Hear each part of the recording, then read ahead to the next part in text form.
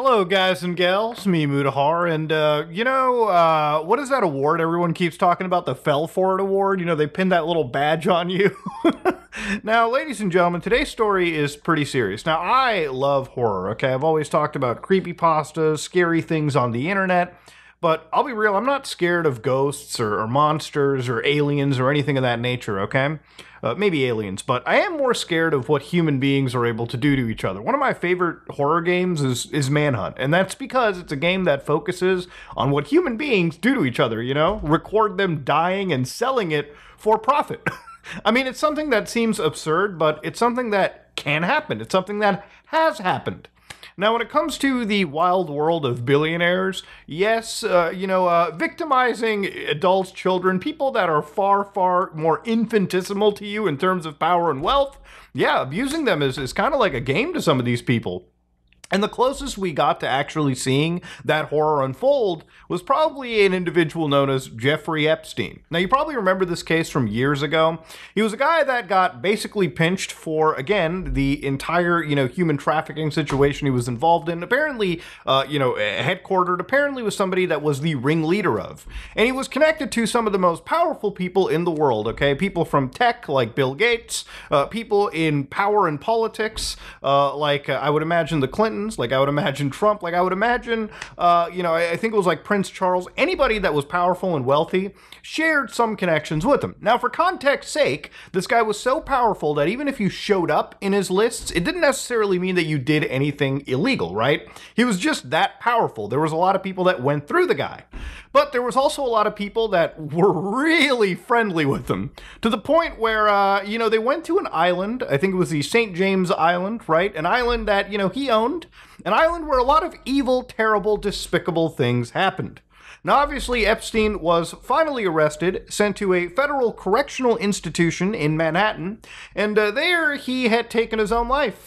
Now, I want to just kind of go over some of the weird discrepancies with you. For instance, this is the Metropolitan Correctional Center in New York. Now, this is a United States federal administrative detention facility, and some would call it that it is the Guantanamo of New York. Now, a lot of people who have the skin tone that I do know a lot about Guantanamo Bay, and let me tell you, it ain't getting 5 stars on fucking TripAdvisor, okay? It's not exactly a friendly place to be in. Now, to show you how many people sort of showed up here, there wasn't a lot, but the people that did show up to this Federal Correctional Institute were some of the biggest, most, powerful names you could imagine in the criminal world. People like Victor Bout, who is one of the most prolific Russian arms dealers, traded back to Russia in exchange for one of our prisoners, so to speak. There was obviously Jeffrey Epstein, brought in on a record number of sex trafficking charges, was the first recorded suicide in the actual facility in 21 years. But of course, he shared this place with Joaquin Guzman, who was by far, transferred to another large administrative facility, but they kept him here because, again, this is a facility for people that are so rich and powerful, all right, that just having them in any regular prison would be dangerous, right? Imagine if they had, anybody on their side just jumping in and breaking them out. Or it consists of people that, obviously you want to make sure that they don't take their own life because they're very important, okay? Their safety is important for finishing a case, right? It's a very important place to be in.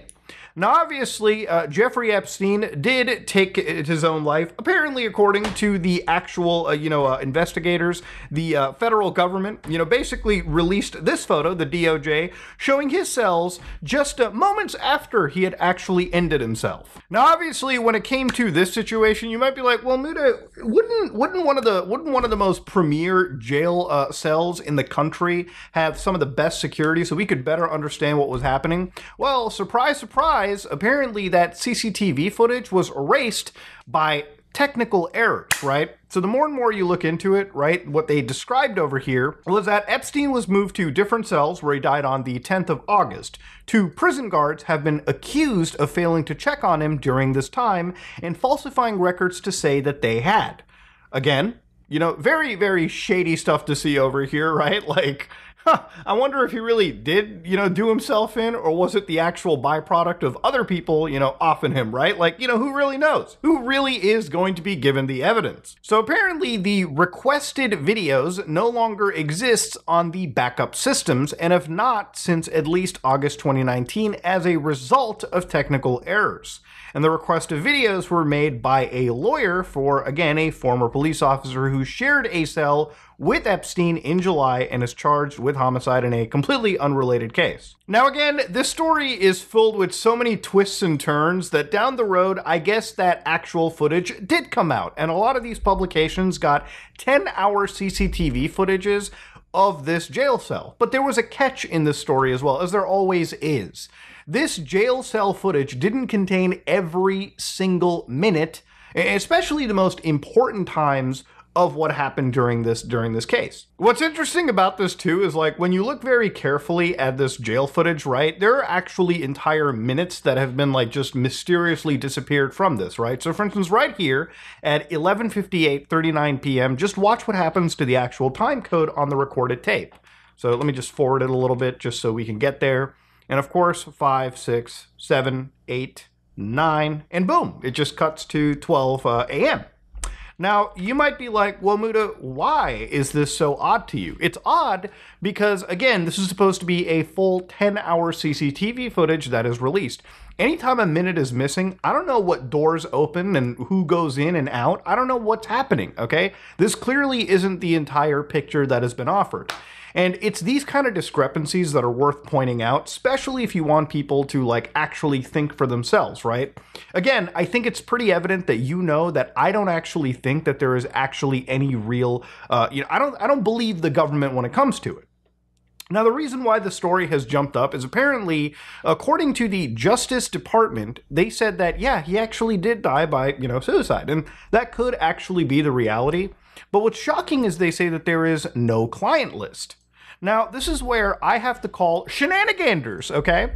Because literally earlier this year, one of the biggest things that I was seeing floating around was obviously the government wanted to release a lot of information on Jeffrey Epstein. So the Attorney General of the United States, Pamela Bondi, okay, now to give you an idea what the Attorney General is, just before anybody who doesn't live in America doesn't know this, this is the head of the United States Department of Justice, and they serve as the chief LEO of the federal government. They are the top cop in the country. So again, it's understandable that the top cop has access to information that you and I will never have access to, just because of the situation that they're in, just because of the security clearances given. So again, apparently they released in February 2025 a whole slew of evidence and flight logs and information that anybody could look through. I looked through this myself. Now, the thing about all this information that, again, Pam Bondi provided was none of this was new information. This was phase one that even influencers close to the government were touting as like, hey, these are files that are released. Nothing here was actually new. All of this information was stuff that if you really cared about this, you would have already known. For instance, this contact book was something that we had seen years prior to the government releasing phase one of these files. Now, you'd be like, okay, maybe something new is coming out in phase two. And it didn't, okay? But what did actually come out was when the government said that there was no client list, there was actual evidence, apparently, as of like a week ago, where Pam Bondi was saying that she was reviewing tens of thousands of videos apparently related to Jeffrey Epstein. So in one hand, there's apparently 1,000 victims, okay, but now there's no client list. What, did he just do things himself? Maybe it's a semantic thing. Maybe the government says there's no client list. To that I ask, is there a blackmail list? You know what I mean? Now, I'm not an American citizen. I just give a shit pot of money to the Internal Revenue Service, so I feel like I feel like in some cases maybe I should be entitled to some information, right? Just by proxy. But anyways, I think if you are an American citizen, I think if you are a citizen of the country, you should be asking the same questions I am, just by a factor of 10. Because ultimately, this is justice for victims, obviously, right? There's a lot of people that have been victimized in this, hundreds of them. And realistically, what this shows is that their bravery in coming out actually mattered fucking all. Because now that the people that have victimized them, the clients, which we all know there are, have basically been exonerated, no information about them is ever going to apparently seemingly come out. they can now actually bring the pain back to the victims because their bravery in speaking out all but sealed their foot in the grave, so to speak, right? Because they were kind of assuming that the law was going to help them out. The law did not, in fact, help them out. The law, in fact, covered everything up here. And one of the reasons why I personally 100% believe they covered this up is back in February 2025, the Attorney General of the United States, who now their office is basically saying, yeah, by the way, there is no client list. She said the client list was sitting on her desk at that fucking moment, bro. What a lying fucking bitch. Jesus Christ. You know, this kind of stuff really infuriates me because it's almost as if like they think we're fucking brain dead. They think we're actually fucking dung eaters. That we have no idea. And we could just Google her name, the client list, and these actual recorded pieces of articles still exist, okay? So when they asked, right, about that client list, she's like, it's sitting on my desk right now to review. Bondi told America Reports, that's been a directive by President Trump. Okay, all right, fair enough. This should be declassified. That was actually the one thing I was excited to see, right? It's one of the things that I wanted to see released. If there was somebody, no matter how powerful they are, committing a crime, they should have this information revealed. You should not be protected by the people we pay every year, by the people we elect to protect us from actual evil. But no, in this case, evil actually won. And that's the sad part about this story, right? That's one of the reasons why I wanted to make this video, because I've been following this since its inception. I may not have covered every single detail of the Epstein case. I really just cover this stuff when something huge drops. And what's more huge than the government going back on their entire statement and saying, oh yeah, by the way, I have a client list on my desk. Oh, also it doesn't exist. Which one is it? Did you lie back in February or are you lying now? Like, that's the question I think everyone is asking in the story. But yeah, I don't think you should, as a person, sit down and think what the government is saying is 100% true here. I think all of this is just blackpilling. I've always said, like, hey, report everything to the FBI if you find some bad situations going on. And I do still stand by it, like, obviously report it, but when you see the same federal agency, you know, tout that they're going to declassify this crazy shit, but then at the final minute when they're supposed to, they just back out, renege, and say it doesn't exist. How can you trust this government? How can you trust when there is so much going against Epstein?